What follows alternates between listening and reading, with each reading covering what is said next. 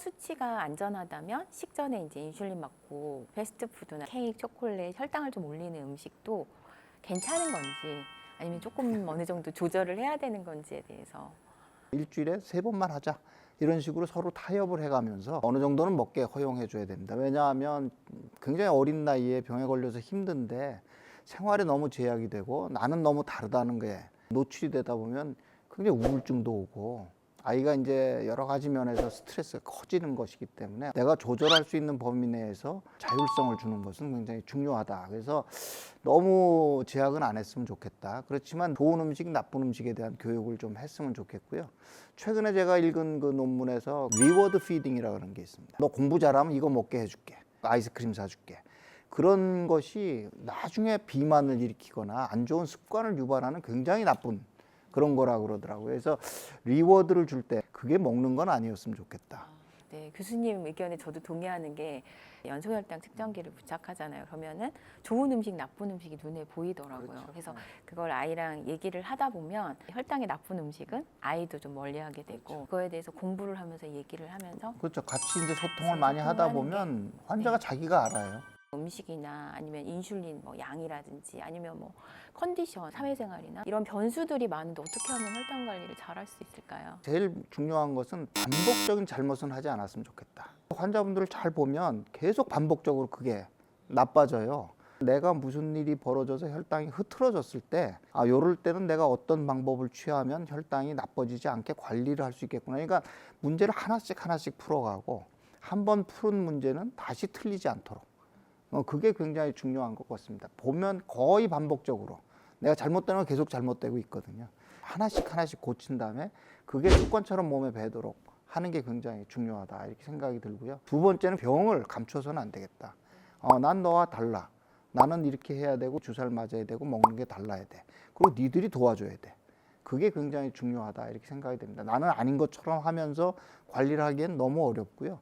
절대로 친구들이나 주변 사람이 뭐 환자가 잘못되길 바래서 뭐 하는 건 아닌데 모르니까 그런 거거든요. 그러니까 그것을 주변 분들도 이해하도록 차근차근 설명하고 학급에도 자율 시간 같은 때가 있으니까 그런 때 가서 우리 일형 당뇨는 뭐고 어떤 뭐 도움이 필요하고 여러분들이 이런 것을 친구로 알고 잘 이게 도와야 된다 하는 것들이 진짜 상식으로라도 좀 있었으면 좋겠다 그런 생각이 좀 듭니다.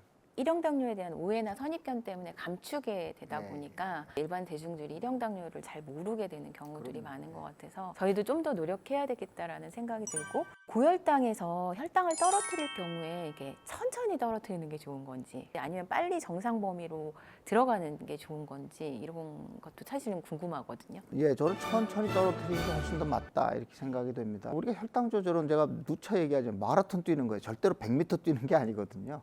너무 급격하게 변화를 일으키면 그거 자체가 또 리바운드를 만들어서 저혈당과 고혈당이 반복이 되는 여러 가지가 있습니다. 그러니까 천천히 떨궈서 저혈당이 안 와서 스무스하게 랜딩시켜서 꾸준히 유지시키는 것이 훨씬 더 좋다. 급격하게 혈당을 이렇게 떨궈온 연구 결과들이 있어요. 막 400, 500대에서 왔을 때 그냥 인슐린 펌프 같은 거를 써서 그냥 쭉 떨어뜨려서 유지시키는 경우에 오히려 망막증 같은 것이 나빠진다. 그다음에 신경병증 같은 증상이 올라갈 수도 있다 이렇게 되기 때문에 그런 스트레스를 너무 막 그냥 조바심 낼 필요는 없습니다. 일형 당뇨 아이를 두 부모님들이 아이에게 이제 줄넘기를 최근에 시키셨다고 하더라고요. 근데 한참 유산소 운동을 하면 혈당이 되게 급격하게 떨어지잖아요. 이렇게 떨어지지 않고 좀 일정 시간 혈당을 유지하게 하는 방법이 뭐가 있을까 이런 것. 인슐린을 또 얼마나 맞았느냐, 척혈성을 맞았느냐, 지속형을 얼마를 썼느냐에 따라서 굉장히 좀 달라집니다. 운동을 하자마자 직후에는요 혈당이 좀 올라가는 걸로 보여요. 왜냐하면 운동을 할 때 몸은 에너지가 필요하다고 느끼기 때문에 안 먹어도 몸에서 당을 만듭니다. 그래서 운동하자마자 재면 약간 높게 나왔다가 시간이 지나면서 쭉 떨어지거든요. 왜냐하면 인슐린이 없어도 근육이 운동을 해서 이렇게 늘어났다 뭐 줄어들었다 하면서 포도당을 자동으로 빨아들이는 그런 작용이 있습니다. 그래서 요 정도 강도의 운동은 인슐린을 따졌을 때 몇 단위 정도 되더라를 계산을 좀 해야 됩니다. 여러 번 이렇게 해보면서 주치의와 상담을 좀 해서 모양을 좀 보고 연속 혈당 측정기를 보면은 더 모양을 좀 알 수 있죠. 그래서 운동을 밥 먹자마자 할 때는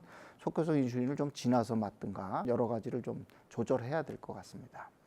그 체력 소모가 많이 되는 운동을 할 때 그 저혈당을 노출되지 않게 하는 노하우. 내가 이 정도 운동을 얼마 정도 했을 때 추가로 내가 음식물 섭취를 어떻게 해야 될지, 그 다음에 인슐린을 내가 어떻게 조절해야 될지, 이거를 이제 조절을 해 나가는 겁니다. 그래서 안 하던 운동을 새로 시작하거나 그럴 때는 연속 혈당 측정기 쓰는 게 굉장히 도움이 될 거다 이런 생각이 들고요. 혈당의 변화를 봐가면서 음식물 조절, 그 다음에 인슐린 투입 양을 조절해서 나만의 패턴을 우선 만들어야 됩니다.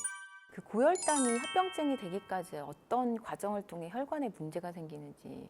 혈당이 올라가면 올라간 혈당이 모든 세포에 달라붙어서 최종 당화산물 같은 것이 만들어져서 그게 세포에 영향을 준다. 포도당 대사가 잘못되면 그것이 지질대사에도 영향을 줘서 중성지방이 올라가거나 나쁜 LDL이 많이 올라가서 동맥경화증이 더 쉽게 올 수 있다.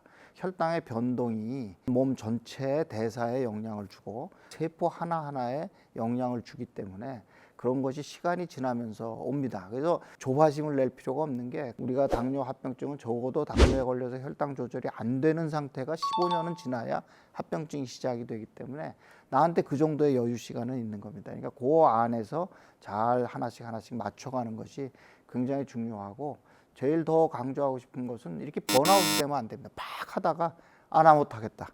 그런 분들 많이 봐요. 너무 안타깝죠. 잘했었는데 어느 순간에 자기 너무 힘든 거예요. 내가 나한테도 어느 정도 휴가도 줘가면서 환기도 하고 많은 사람들하고 소통하고 위로도 받고 그러면서 이제 차근차근 해나가면 좋겠다 이런 생각이 들고요. 제가 이제 어떤 그 미팅에 가서 이제 환우하고 이제 이야기를 했던 적이 있는데, 그분이 그러더라고요. 소아당뇨로 사춘기에 생겼는데 50대 중반까지 애도 넷을 낳았어요. 그런데 합병증 하나도 없이 너무 건강한 거예요. 어떻게 그럴 수가 있냐 했더니 나 보러 너 의사 맞냐고 내가 혼났습니다. 그래서 이런 병으로 내가 합병증까지 와서 고생을 받을 수는 없다. 그러니까 난 당연히 잘해야 되는 거 아니냐. 난 합병증을 예방하기 위해서 최선을 다하는데 그걸 보고 뭐 잘했다 그러면 어떡하냐. 제가 굉장히 그때 충격을 받았어요. 그렇게 하면서 제가 환자를 만날 때 태도가 조금 달라졌습니다. 왜냐하면 이거는 마라톤 뛰는 거지 내가 100m 뛰는 게 아니라고 생각하고 차분차분히 뭐 이렇게 해나가면서 또 즐겁게 사시는 게 중요합니다. 네.